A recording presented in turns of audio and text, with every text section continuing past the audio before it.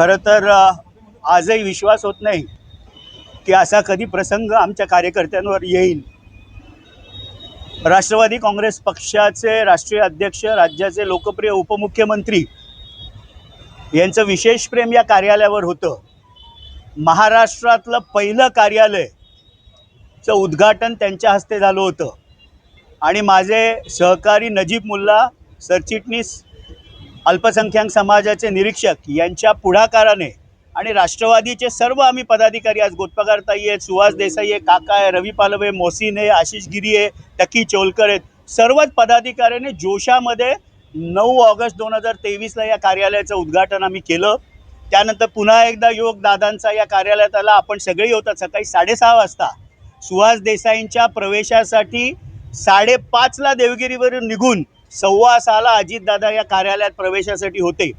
दादा, तुमची नेहमी येण्याची, वेळेवर येण्याची सवय, ह्या वेळेला तुम्ही चुकलात, आम्हाला पोरकं करून गेलात आणि अशी जयंती तुमची करावी लागेल हे आमच्यासारख्या कार्यकर्त्यांना आजही विश्वास होत नाही.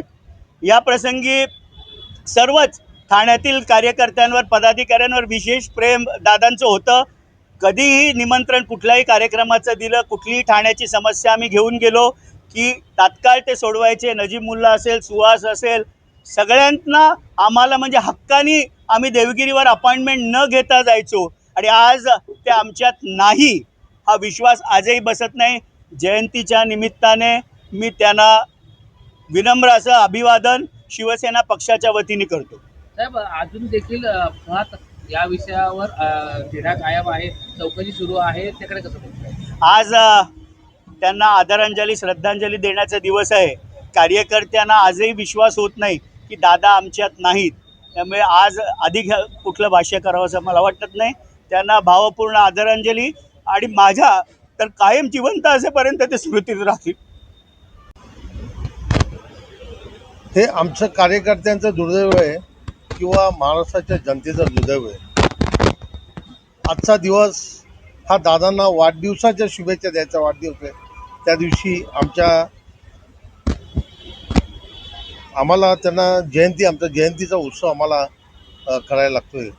ही खूप दुर्दैवाची गोष्ट आहे. एकच सांगेन, दादांसारखा नेता महाराष्ट्रामध्ये, उभ्या महाराष्ट्रामध्ये किंवा उभ्या भारतामध्ये परत होणे नाही.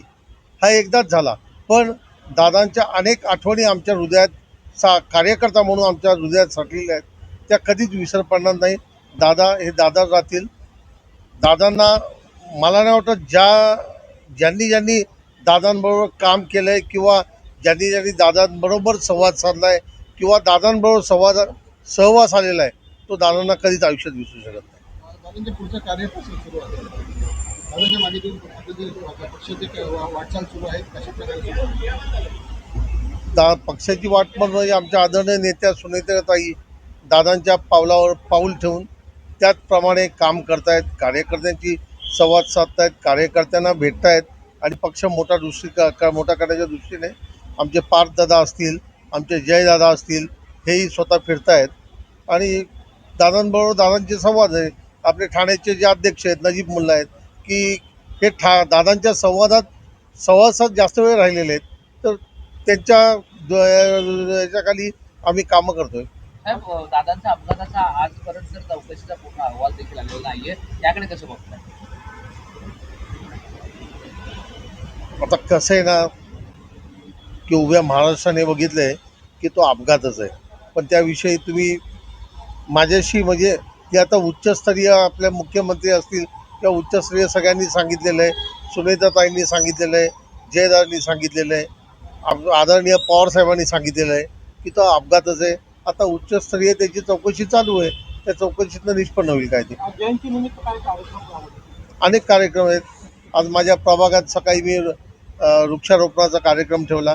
वृक्षांची आणि दादांची एक वेगळं नातं होतं. आत्ताच महापालिकेत जाऊन आलो. महापालिकेत आज दादांची जयंती केली. परत जयंती म्हणायला मला जड जाते, पण जयंती आम्ही करून आलो. महापौर होते, उपमहापौर होते, आदरणीय सभागृह नेते होते, सगळेच गट नेते होते. आम्ही दादांच्या प्रतिमेला पुष्पहार व्हायला आता इथे आलो आहे. इथे आम्ही जाणारे, त्यांना लहान मुलं खूप आवडायची. तर 1ली ते 4थीच्या मुलांना कोलगेट आणि डेंटल किट ह्याचं वाटप आम्ही आता महापालिकेच्या शाळांमध्ये करतो. अतिशय सुन्न मनाने ही गोष्ट सांगू इच्छितो की आज दरवर्षी आम्ही 2 दिवसाआधीपासून आजच्या दिवशी सकाळी सकाळी देवगिरी बंगल्यावर जाऊन आमचे नेते सन्मान्य अजितदादा यांना शुभेच्छा देण्यासाठी आमची तयारी असायची. परंतु आज जे काय घडलं, जे काय आजचा दिवस आहे, हा आमच्यासाठी अतिशय वेदनादायी दिवस आहे आणि विशेष करून माझ्यासाठी, कारण की मी महाराष्ट्राचा तो युवक अध्यक्ष आहे ज्याला खुर्चीवर बसवण्यासाठी स्वतः अजितदादा ठाण्यात आले होते. काम करत असताना जेही काही अडचण आली किंवा सामाजिक असो राजकीय असो, एक वाटायचं की काही झालं तरी अजितदादा आपल्या मागे आहेत आणि त्यांना जाऊन सांगितल्याच्या नंतर कोणी असो आपल्याला निर्णय मिळेल, आपल्याला न्याय मिळेल, ही अपेक्षा आहे ना, ती खूप वेदनादायी आहे. आणि आता दादाच्या नंतर आपण कोणाजवळ जाऊन शेवटची स्टेप घ्यावी, काय सांगावं नाही समजत.